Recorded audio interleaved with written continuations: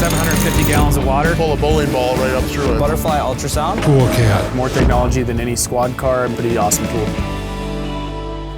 We're here in the command van. It's an extended Mercedes Sprinter van, fully equipped, basically mobile office for us.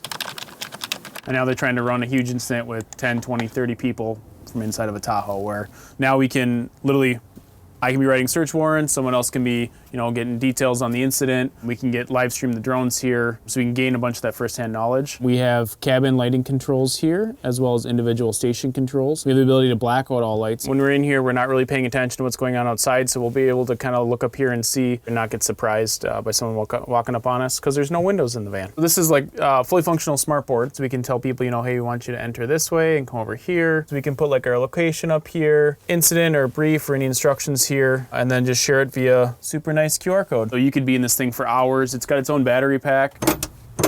So this is the interior of the brains, basically multiple batteries. All of our radios are controlled here, as well as a cradle point. Obviously miles and miles of wiring. It's awesome. It really shows them that they care about us, that they listen to needs, and that they're investing future. I mean, we have more technology in this thing than I ever thought a police department would have. So it's really cool.